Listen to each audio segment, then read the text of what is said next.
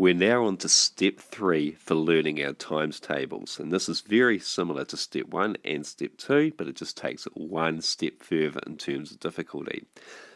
Now, for the previous step, step 2, across the top we had the numbers written from 1 to 10 in just a random order. So 1, 2, 3, 4, 5, 6, 7, 8, 9, and 10.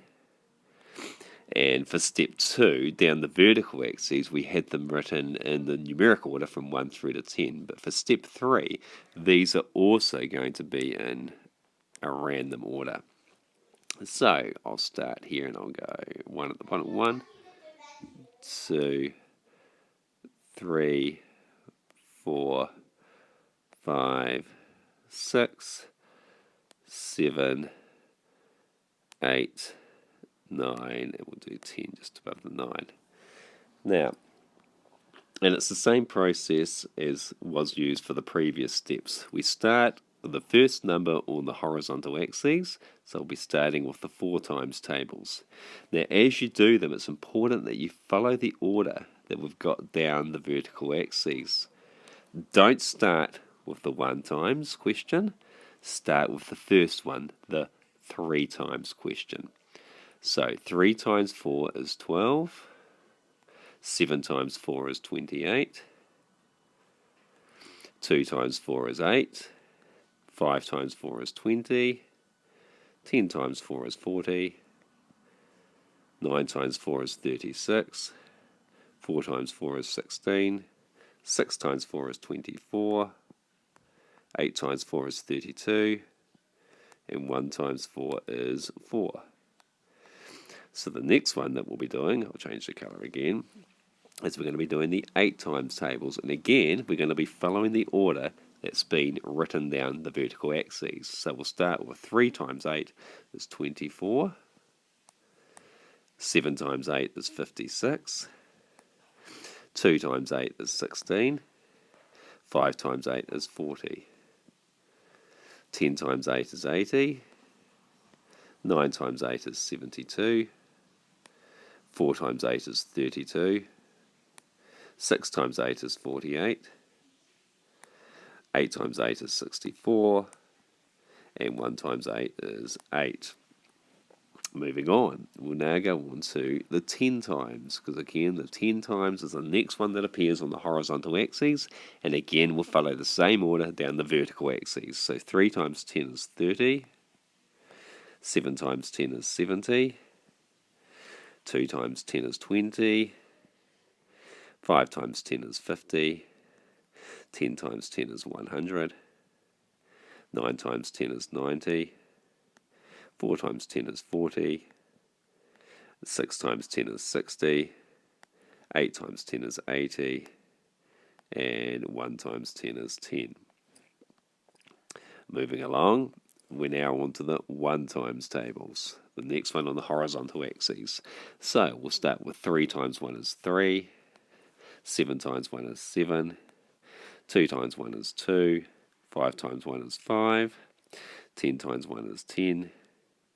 9 times 1 is 9. 4 times 1 is 4. 6 times 1 is 6. 8 times 1 is 8. And 1 times 1 is 1. We're now on to the 7 times tables. 3 times 7 is 21. 7 times 7 is 49. 2 times 7 is 14. 5 times 7 is 35. 10 times 7 is 70. 9 times 7 is 63. 4 times 7 is 28. 6 times 7 is 42. 8 times 7 is 56. 1 times 7 is 7. The 9 times tables. 3 times 9 is 27. 7 times 9 is 63. 2 times 9 is 18. 5 times 9 is 45. 10 times 9 is 90. 9 times 9 is 81. 4 times 9 is 36. 6 times 9 is 54. 8 times 9 is 72. And 1 times 9 is 9. And we're moving on to the 2 times tables. So 3 times 2 is 6. 7 times 2 is 14. 2 times 2 is 4. 5 times 2 is 10. 10 times 2 is 20. 9 times 2 is 18. 4 times 2 is 8. 6 times 2 is 12. 8 times 2 is 16. And 1 times 2 is 2. And onto the 6 times tables. 3 times 6 is 18. 7 times 6 is 42. 2 times 6 is 12. 5 times 6 is 30. 10 times 6 is 60. 9 times 6 is 54. 4 times 6 is 24. 6 times 6 is 36. 8 times 6 is 48. And 1 times 6 is 6.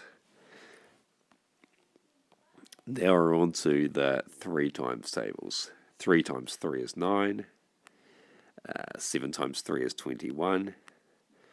2 times 3 is 6. 5 times 3 is 15. 10 times 3 is 30. 9 times 3 is 27. 4 times 3 is 12. 6 times 3 is 18. 8 times 3 is 24. And 1 times 3 is 3. And the last of all, we've got the 5 times tables. So 3 times 5 is 15. 7 times 5 is 35. 2 times 5 is 10. 5 times 5 is 25. 10 times 5 is 50. 9 times 5 is 45. 4 times 5 is 20. 6 times 5 is 30. 8 times 5 is 40. And 1 times 5 is 5. Now, as you do this, it's important to remember, stick to the order that the numbers have been written in, both the horizontal axes and the vertical axes. On the horizontal axes, again, it would be easy for children to want to start at the 1 times tables, at the ones, because it's the easiest. Or they might want to start at the 5 times or the 10 times. But it's important that they start at the one that you have written first, in this case being the 4 times tables. Again, as they go down the vertical axes, it's important that they follow the order that's been written. And as you write the orders up, mix it up each time you do it. So in this particular case, you would start with the 3, then the 7, then the 2, and so on. Now, for this step, it can be ongoing. Do it again and again and again.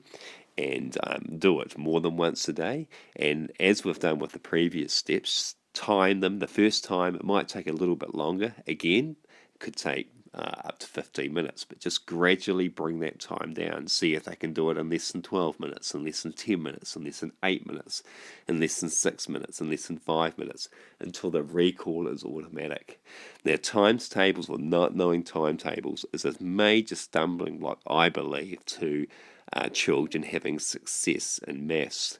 Once these 100 questions are known, everything else, I feel, becomes considerably easier. And when I say these 100 things, it's not even that. Because again, as I said, next time, you've got the question here, for example. We've got the question 4 times 9. So 4 times 9, which equals 36. Is exactly the same as 9 times 4, which also equals 36.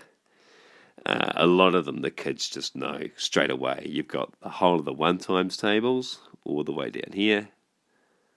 So there's 10% of your 100 questions straight away know them. Same applies to the 10 times tables. Again, very easy. And you've got the 5 times tables. I can't see any reason why children won't know or can't know these questions at reasonably quickly. And I do think that it requires a lot of rote learning. And this final step, step 3 again, I would do again and again and again, get them to practice, and again look at getting those times down so the recall becomes pretty much automatic. Good luck with this, and I'll be interested to see how well you go with your children or whoever you teach learning their timetables.